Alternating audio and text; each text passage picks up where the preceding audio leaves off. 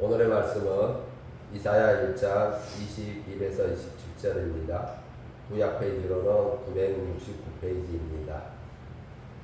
다 찾으셨으면 말씀을 합독하겠습니다. 읽겠습니다. 신실하던 성읍이 어찌하여 창기가 되었는고, 정의가 거기에 충만하였고 공의가 그 가운데 거하였더니 이제는 살인자들 뿐이로다. 내 은은 찌꺼기가 되었고 내 포도주에는 물이 섞였도다. 내 고관들은 패역하여 도둑과 짝하며 다 뇌물을 사랑하며 예물을 구하며 고아를 위하여 신원하지 아니하며 가부와 송사를 수리하지 아니하는도다. 그러므로 주 만군의 여호와 이스라엘의 전능자가 말씀하시되, 슬프다. 내가 장차 내 대적에게 보응하여 내 마음을 편하게 하겠고 내 원수에게 보고하리라. 내가 또 내 손을 내게 돌려 내 찌꺼기를 잿물로 씻듯이 녹여 청결하게 하며 내 혼잣물을 다 제하여 버리고 내가 내 재판관들을 처음과 같이 내 모사들을 본래와 같이 회복할 것이라. 그리한 후에야 내가 의의 성읍이라 신실한 고울이라 불리리라 하셨나니, 시온은 정의로 구속함을 받고 그 돌아온 자들은 공의로 구속함을 받으리라. 아멘.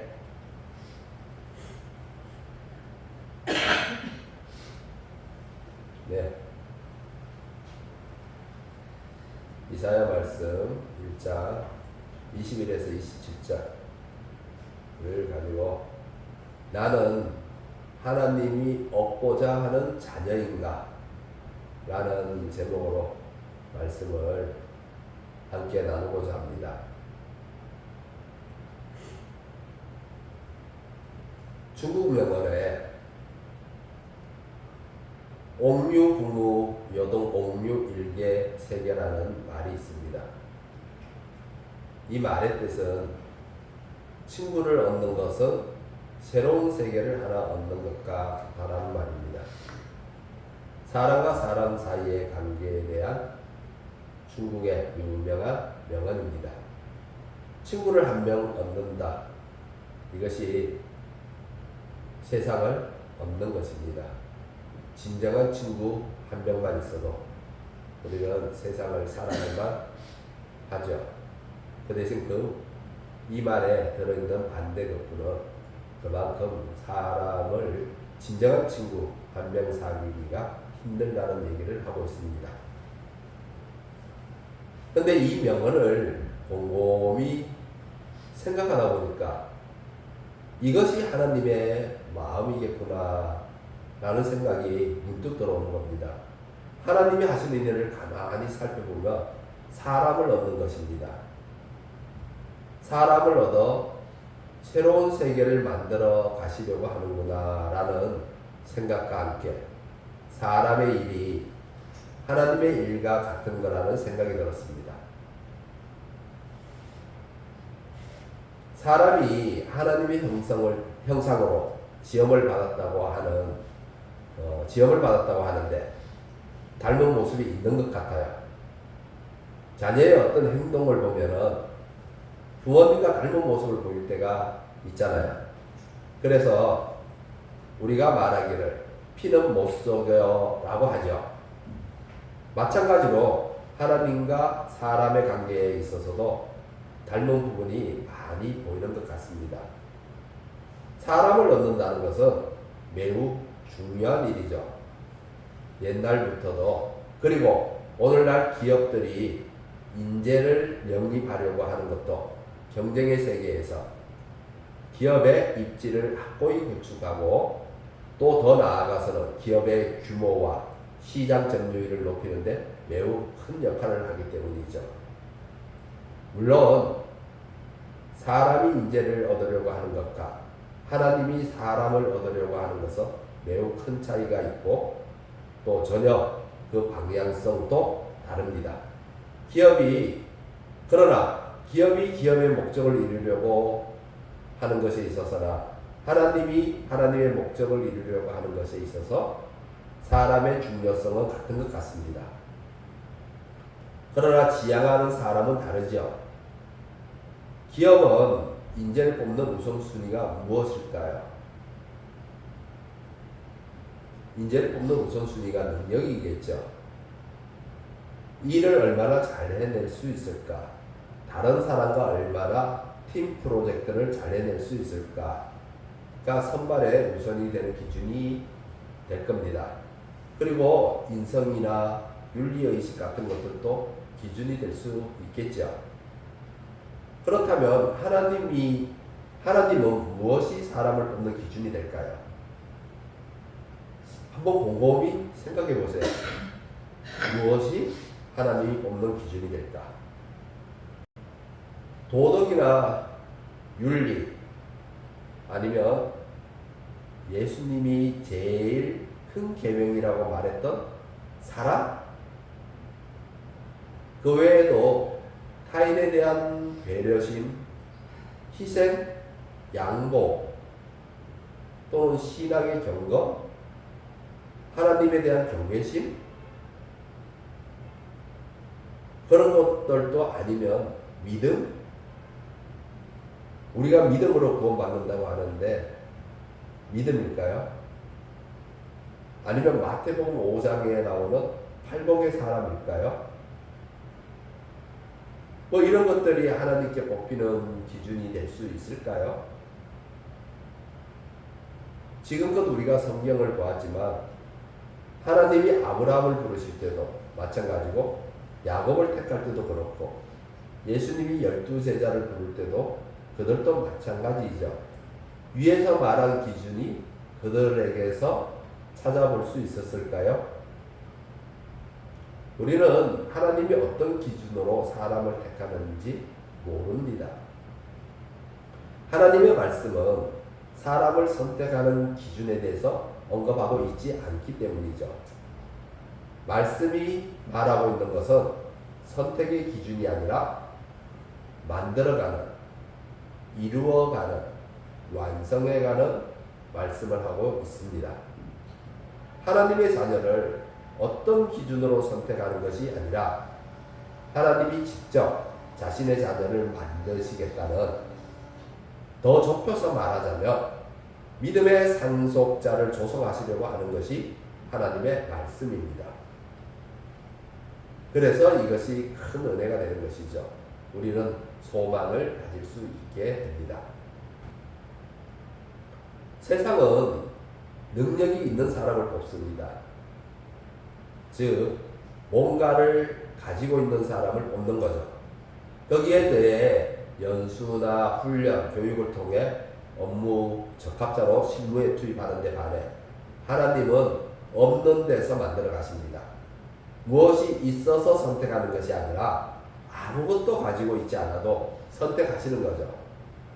무에서 유를 창조하시는 그분의 속성을 따라 자격이 없는 우리를 선택했습니다. 기준이나 자격으로 말하는 우리 중 누구도 선택의 대상이 될 수 없을 겁니다. 특히 저는 그런 것 같습니다. 정말 자격이 없는데 저 같은 것을 왜 구원해 주셨는지 문득문득 제 모습을 돌아볼 때면 이해가 안 될 때가 너무 많이 있습니다. 제가 신학을 공부했으니까 신학적으로는 알겠는데 사실 심정적으로는 저 자신에 대해서 이해가 안 될 때가 있습니다.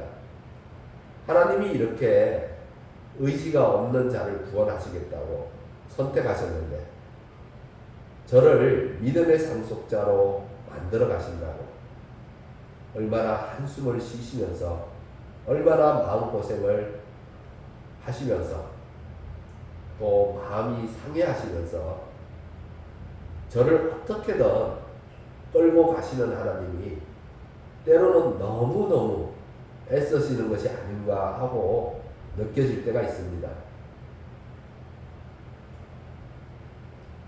그럴 때는 정말 제가 죄송스럽다는 느낌이 많이 들죠. 오늘의 말씀을 보면 우리가 얼마나 변화가 잘 안 되는지를 단적으로 보여준다고 할 수 있습니다.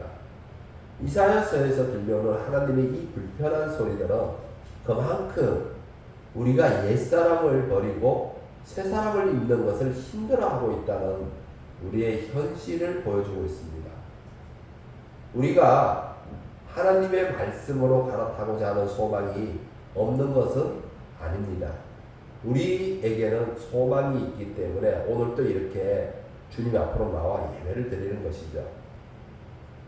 그런데 그럼에도 불구하고 우리의 내면 안으로 깊숙이 들어온 죄성들은 우리가 하나님의 말씀으로 갈아입는 것을 끈질기게도 방해를 하고 있습니다. 그래서 우리가 새 사람을 입는다는 것, 새 사람을 입는 것은 하나님이 얻으려고 하는 자녀가 되는 것입니다. 믿음의 상속자가 되는 것이죠. 어떻습니까? 여러분도 분명 하나님의 자녀가 되고 하나님의 상속자가 되기를 소망하고 있을 겁니다. 그럼에도 하나님의 자녀가 되는 것은 단단한 바위를 깨트린 것과 같아서 단단한 바위와 같은 나의 내면을 깨트리고 십자가 아래로 가까이 가기까지는 너무 많은 시간이 걸린다는 거죠. 내가 하나님에게 끊임없이 순종으로 합력하여 깨트려 나가야 하는 것입니다. 이런 말씀이 오늘의 말씀인 거죠. 21절부터 23절까지 읽다 보면은 하나님이 애쓰심에도 불구하고 쉽지 않은 변화에 대해 후 하고 한숨을 쉬는 장면이 연상이 됩니다. 한탄을 하고 있는 것 같은 느낌이 듭니다. 이 중에서 우리 21절만 읽어보겠습니다. 21절 읽겠습니다. 신실하던 성읍이 어찌하여 창기가 되었는고 정의가 거기에 충만하였고 공의가 그 가운데 거하였더니 이제는 살인자들 뿐이로다. 네, 뒤에도 쭉 나오죠. 내 은은 찌꺼기가 되었고 내 포도주에는 물이 섞였도다 라고 하시면서 이렇게 정말 한숨을 쉬고 한탄을 하는 이 말씀 속에 그것이 느껴집니다. 그러면서도 우리를 붙들고 있는 손을 놓지 않으신다는 것이죠. 우리를 향한 아버지의 사랑으로 신실하심과 이루심에 대한 이행을 하고 있습니다. 이러한 하나님의 구원을 이루어 나가시기 위해 애쓰시는 은혜를 우리가 붙들 수 있어야 하는데요. 21절을 다시 보면은 신실하던 성읍이라고 하고 있습니다. 처음에는 은혜의 강화 감동을 받습니다. 그래서 제대로 한번 신앙을 해보려고 하죠. 그래서 신실한 자세로 마음을 고쳐먹고 신앙을 준비합니다. 처음에는 신실한 믿음을 보입니다. 그래서 21절 하반절을 보면은 정의가 거기에 충만하였고 공의가 그 가운데 거하였다라고 합니다. 그런데 바로 옆에 뭐라고 했죠? 그 정의와 공의가 없어졌다고 합니다. 없어졌죠. 우리는 공의와 정의에 대해 어느새 둔감해지기 시작했습니다. 시간이 지날수록 은혜로 인한 감화와 감동은 사라져가고 눈앞에 보이는 것은 현실입니다. 우리는 삶의 가운데서 공의와 정의가 그렇게 중요하다고 점점 더 느껴지지 않습니다. 내 목적이 중요하고 내 편의가 중요합니다. 따라서 우리 앞에 놓여있는 과제가 바로 이것입니다. 성도는 은혜의 감화와 감동이 사라질 무렵을 맞이할 때가 있게 되는데요. 많은 성도가 여기서 시험에 들게 됩니다. 예수님을 안 믿는 것이 아닙니다. 예수님을 믿으면서. 보시면 21절 끝에 뭐라고 되어 있죠? 이제는 살인자들 뿐이로다. 21절은 어떻게 시작했죠? 신실하던 성읍. 그런데 21절 끝은 살인자들 뿐이로다. 네. 공의와 정의가 사라져간 자리에는 고집스럽고 재성만이 드러나게 됩니다. 22절과 23절에도 이어서 여전히 옛사람을 벗어버리지 못하고 있는 모습을 계속해서 말씀하고 있습니다.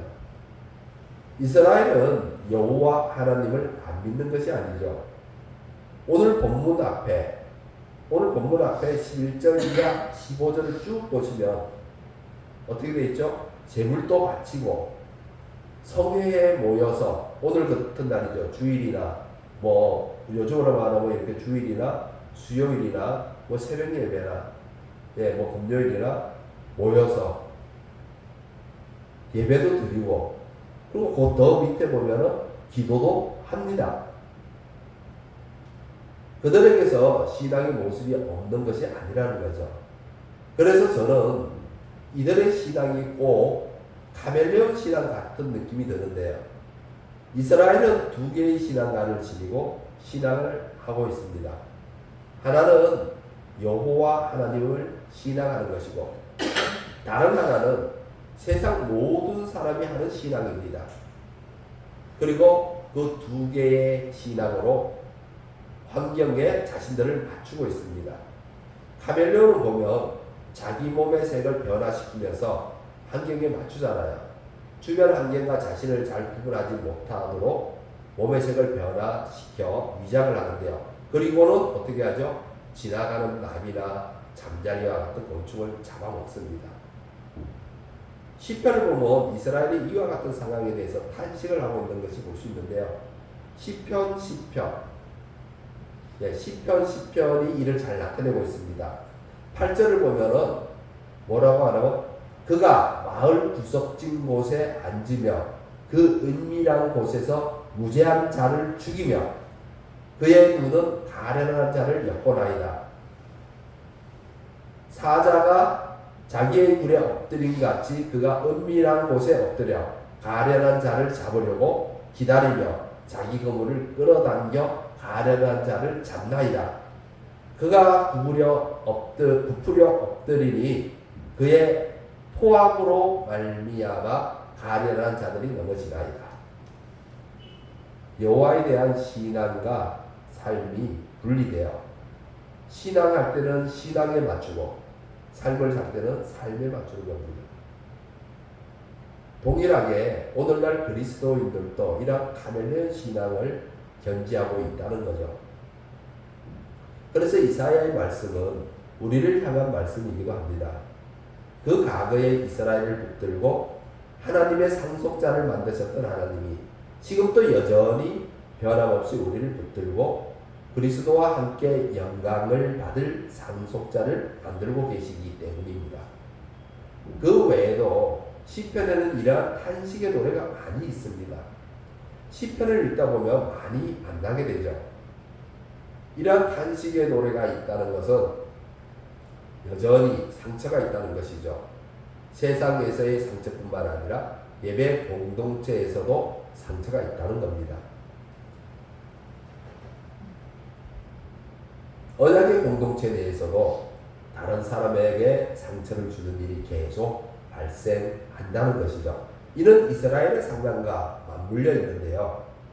그들은 여호와 신앙을 하면서 세상 모든 사람이 하는 신앙도 하고 있기 때문에 순수한 신앙이 아니라 형식적인 신앙을 하고 있고, 유일한 신앙이 아니라 여러 신앙 중 하나의 신앙을 하고 있어서, 그래서 성숙한 신앙이 아니라 어린아이와 같은 신앙에 머무르면서 카멜레온과 같이 환경에 적응하는 신앙을 하고 있다는 것입니다.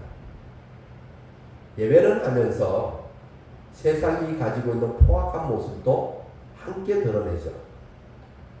우리가 포악한 모습 하면 아주 험악한 폭력이나 살인과 같은 것을 연상하겠지만, 성경이 말하는 포악함이라는 것은 악의에서 나오는 거짓말도, 시기도, 수군수군하는 것도, 비방하는 것도, 이러한 것들 등등이 다 우리의 모든 제된 본성에서 나오는 것을 다 포함해서 말합니다. 보기에는 점잖아 보이는데 그 마음에는 흉악한 관계들을 가지고 있는 거죠.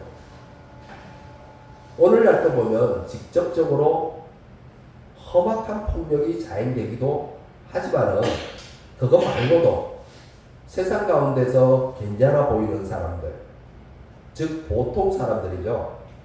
네, 보통 사람들, 직장이라든가 또는 이웃이라든가 평범한 삶을 살고 있는 사람들이 이러한 포악함을 보인다는 겁니다.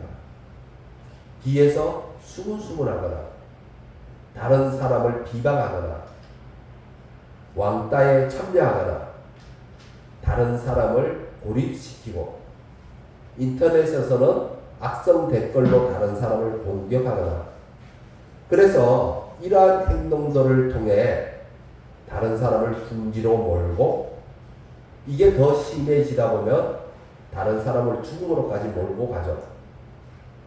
그런데 여기서 사람들은 자신의 손으로 직접 다른 사람을 죽이지 않았다고 해서 자신이 포악하다고 느끼지 않는 거죠. 상대방이 자살한 것은 그 사람의 문제이지 내 입에서 나온 말이 내가 취한 입장이 그 정도는 아니라고 방어하는 겁니다. 또는 남의 돈을 내 것으로 하기 위해 온갖 방법을 쓰는데 돈을 빌려가서 안 갚기도 하고 또 일을 하러 가서 성실하게 일하지 않는 겁니다. 그냥 시간만 보내서 싹을 받으려고 하는 거죠. 또한 사회 전반에 걸쳐서 사기가 보편화되어 있습니다. 속이는 행위가 만연하죠. 전세 사기, 보험 사기, 부동산 사기 뭐 이런 것들을 일일이 열거하자면 너무 많은 것 같은데요. 이런 것들이 우리의 일상이 되어버렸습니다. 다른 사람들이 땀 흘려 이루어놓은 노력의 과정들을 한 번에 삭제해버리는 아주 포악한 행위인 거죠. 이렇게 우리가 포악함이 아닌 것 같이 느껴지는 것도 얼마든지 한 인생을 파괴할 수 있는 포악함인 것입니다.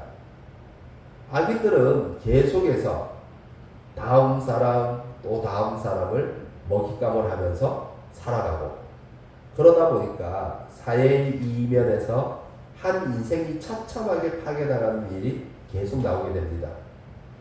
그리고 우리는 점점 더 죄악을 당연한 것으로 받아들이기 시작했습니다.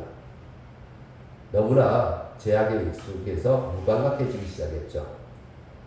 그러므로 포악함은 죄된 본성에서 나오는 모든 것을 가리킵니다. 노아 때 땅에 포악함이 가득했다고 하는 것도 그때 험악한 폭력, 살인마를 말하는 것이 아니라 우리의 모든 죄된 모습에서 나오는 것들을 다 가리켜 말하는 거죠. 이사야의 말씀들이 바로 이러한 상황들을 포함하고 있는데요. 당시에 이스라엘 사람들도 오늘날의 모습과 별반 다르지 않았습니다.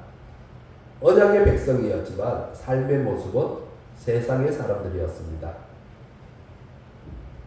구약에서 유명했던 다윗. 그 다윗이 왕이 되기 전에 그 삶이 평탄하지 않았죠. 다윗도 이러한 상황을 경험했습니다. 시편 22편을 보면 이렇게 나쁜 기억을 떠올리고 있는데요. 나를 보는 자는 다 나를 비웃으며 입술을 삐죽거리고 머리를 흔들며 말하되, 머리를 좌우로 흔들면서 말했겠죠. 흔들며 말하되 그가 여호와께 의탁하니 구원하실까? 그를 기뻐하시니 건지실까? 비웃습니다. 당시의 왕따의 모습이죠. 이방인에게 왕따를 당하는 것이 아니라 언약의 백성 가운데 조소와 조롱과 비웃음이 있는 거죠. 이것이 우리 앞에 놓여있는 과제입니다. 신앙인에게 제시되어 있는 과제이죠. 여전히 우리가 해결받아야 할 모습입니다.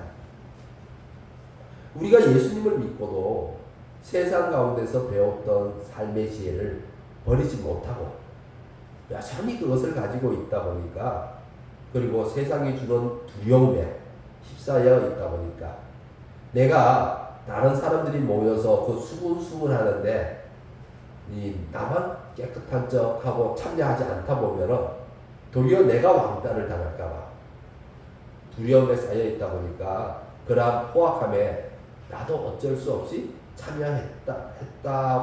했다고 변명하는 거죠. 네, 내가 왕따가 당하기 싫어서.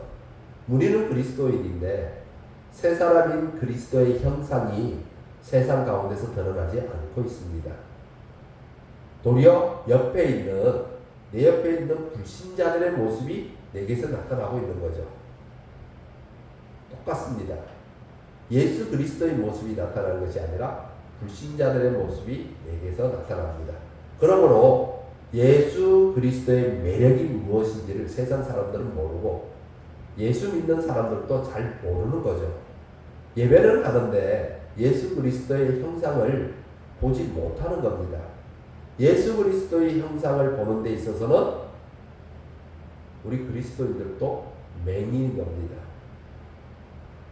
못 보죠. 예수 그리스도의 형상을 보지 못했기 때문에 어떻게 예수 그리스도의 형상을 나타내는지 모르는 거죠.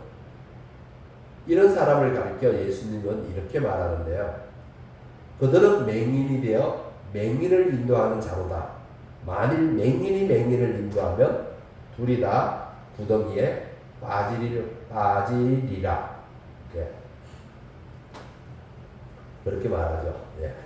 새 사람이 그리스도의 형상이 어떤 모습인지 알지 못했거나 아니면 애써 외면했기 때문에 그리스도의 형상은 보이지 못하고 자기와 함께 하고 있는 불신자들의 모습만 보임으로써 세상 사람들이 자꾸 어떻게 되죠? 예수 믿는 것을 오해하게 만듭니다. 근데 그것이 세상 사람들만 오해하는 것이 아니라 교회 내에서도 오해가 생겨납니다. 그러다 보니까 시편에 나오는 탄식들이 놀랍게도 우리 사람만 하는 것이 아니라 지금 이사야의 말씀을 보시면 여호와 하나님도 이에 대해 탄식하고 있는 거죠. 특히 1장 2절을 보시면 우리 이사야 요 제일 앞에 있는 부분이죠. 1장 2절을 보시면 그 중간에 뭐라고 되어 있죠? 중간에? 여호와의 말씀. 중간에 1장 2절 중간에 뭐라고 탄식하고 있죠? 탄식하는 소리가 들리잖아요. 1장 2절에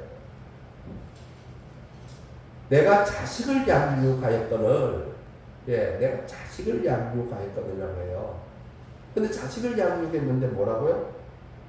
그들이 나를 거역하였거든. 탄식하는 소리가 들리죠. 아버지의 탄식을 우리가 들을 수 있습니다. 우리는 세상을 상대하기에 너무나 연약해서 어찌해 볼 수가 없어서 우리는 탄식을 한다고 하지만 하나님은 어째서 탄식을 하고 있을까요? 혹시 하나님의 탄식이 우리에게는 아닐까요? 우리에게는 내가 자녀를 양육하였거든 이라고 말하면서 그 뒷말은 그냥 넘어가기로 하겠습니다. 하나님은 자녀를 양육해서 믿음의 상속자를 얻고자 하는데 이에 대해서 로마서는 말하기를 자녀이면 하나님의 상속자라고 말합니다. 그런데 조건이 붙죠. 그리스도와 함께한 상속자입니다. 그래서 그리스도와 함께 영광을 받기 위해서는 고난도 그리스도와 함께 받아야 한다고 합니다. 즉 우리의 몸에 우리의 삶에 예수 그리스도가 함께 있어야 한다는 거죠. 그렇다면 지금 한번 생각해 보십시오. 지금 나의 삶에 예수 그리스도가 함께 있습니까?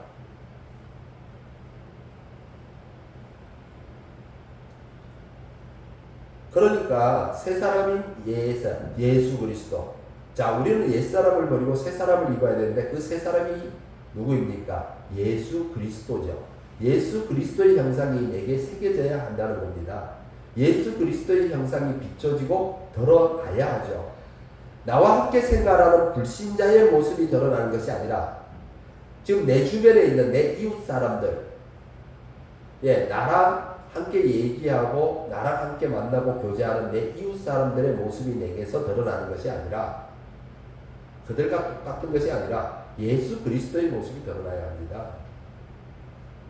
도리어 그 이웃 사람들에게 그들에게 예수 그리스도의 모습을 보여줘야 합니다. 예수 그리스도를 소개시켜줘야 하죠. 예수 그리스도의 매력이 무엇인지 알게 해줘야 하죠.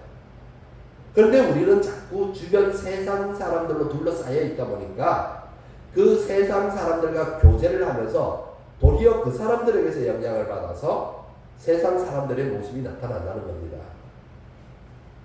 다른 사람을 비방하는 일에 동참하게 되고 수군수군하는 일에 동참하게 되고 다른 사람이 싫어하는 사람을 나도 싫어하게 되고 이런 것들을 분명 내 안에 예수 그리스도가 있다라고 말할 수 없죠. 성령님의 인도를 받는 모습이라고 말할 수 없죠. 내 안에 성령님이 있다라고 자신있게 말할 수 없을 겁니다. 하나님이 얻고자 하는 하나님의 상속자가 되기를 소망한다면 하나님의 말씀과 성령님의 인도를 받기를 즐거워하십시오. 우리는 예수님을 믿어도 세상에서 살았던 옛사람을 내게서 떠나보내는 것을 매우 힘들어합니다. 떠나보내지 못하는 거죠. 새 사람을 받아들이기를 실패합니다. 그리스도의 형상이 내 안에 새겨지지 않는 겁니다. 그래서 24절부터 27절까지를 보시면은 하나님이 우리를 만드시겠다는 하나님의 계획과 약속을 드러내고 있습니다. 25절, 26절 이 중에서 24절에서 27절 중에 25절, 26절만 우리 다 같이 읽어보겠습니다. 읽겠습니다. 내가 또 내 손을 내게 돌려 내 찌꺼기를 잿물로 씻듯이 녹여 정결하게 하며 내 혼작물을 다 제하여 버리고 내가 내 재판관들을 처음과 같이 내 모사들을 본래와 같이 회복할 것이라. 그러한 후에야 내가 의의 성읍이라 신실한 고을이라 불리리라 하셨나니. 아멘. 그리스도의 형상이란 조금도 가지고 있지 않은 우리를 그리스도의 형상이 함께하는 상속자로 만들겠다는 겁니다. 무에서 유를 만들어내겠다는 거죠. 그렇게 만들어서 그리스도와 함께 영광을 받는 하나님의 상속자, 믿음의 상속자를 얻겠다는 겁니다. 무슨 말이냐? 여러분이 그리스도와 함께 영광을 받는 상속자가 된대요. 하나님께서 저와 여러분을 그렇게 하겠다는 겁니다. 그런데 하나님이 모든 것을 주도적으로 이루어 가시는 것은 맞지만 어느 순간에는 기다리십니다. 주님이 주권적으로 일을 이루어 가신다고 해서 홀로 간다는 뜻은 아닙니다. 하나님과 우리는 어떤 관계죠? 아버지와 자녀의 관계이기 때문에 아버지는 자녀를 데리고 가시는 거죠. 자녀를 떼어놓고 가면 잃어버리게 되고 상속자를 잃어버리게 되는 겁니다.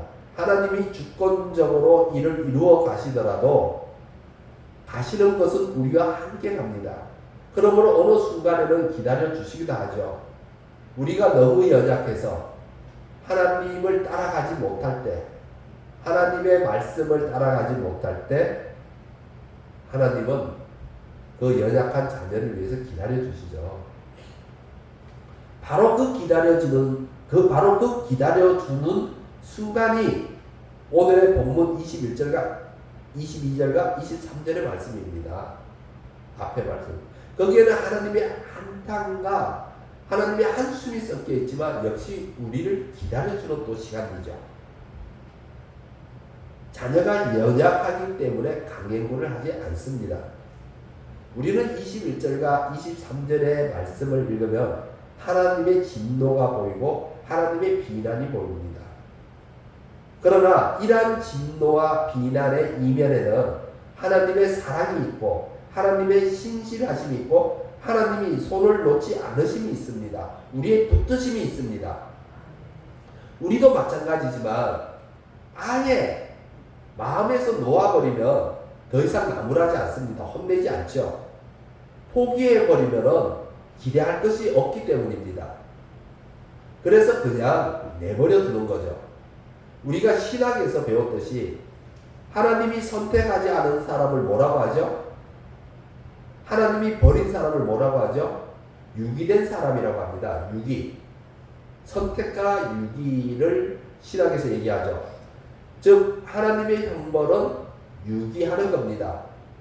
이 유기하다를 표준국어 대사전에서 찾아보면은 무슨 뜻이냐 하면은 내다 버리다라는 뜻인데요. 내다 버립니다. 우리를 혼내지 않아요. 이렇게 화를 내지 않죠. 하나님의 형벌은 우리를 내다 버리는 것이지 오늘의 말씀처럼 이렇게 진노하는 것이 아닙니다. 그냥 죽은 인생으로 내다 버리는 겁니다. 그래서 마태복음에는 이 잔치에 참여하였으나 내다 버려짐을 당하는 사람의 얘기가 있고요. 또 내다 버려짐을 당하는 종의 얘기도 나옵니다. 그러므로 그렇지 않기 때문에 이렇게 이사야서에서 부담스러울 정도로 하나님이 진노하고 계신 거죠.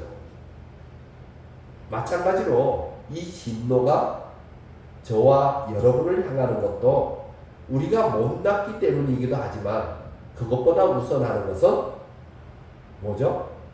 하나님의 사랑이 여전히 저와 여러분을 향하고 있고 저와 여러분을 자녀로 붙들고 있다는 증거입니다. 사랑하는 성도 여러분, 하나님의 진노, 하나님의 탄식 다음에는 하나님의 계획과 약속이 있습니다. 그렇다면 오늘 다시 결단하십시오. 어제는 무너졌어도 오늘은 다시 하나님의 탄식과 약속을 붙드십시오. 하나님이 모든 것을 이루어 가시는 그 길을 함께 가십시오. 여러분은 하나님이 유기하지 않은 사람들입니다. 하나님이 붙들고 있는 자녀들입니다.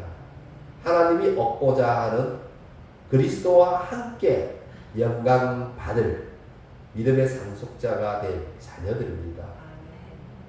그러므로 오늘 또 하나님이 붙들고 있는 하나님의 자녀로서 오늘의 말씀을 붙들고 하나님이 얻게 될 하나님의 상속자를 소망하며 나아가는 여러분이 되시기를 주님의 이름으로 축원합니다. 아멘. 기도하겠습니다.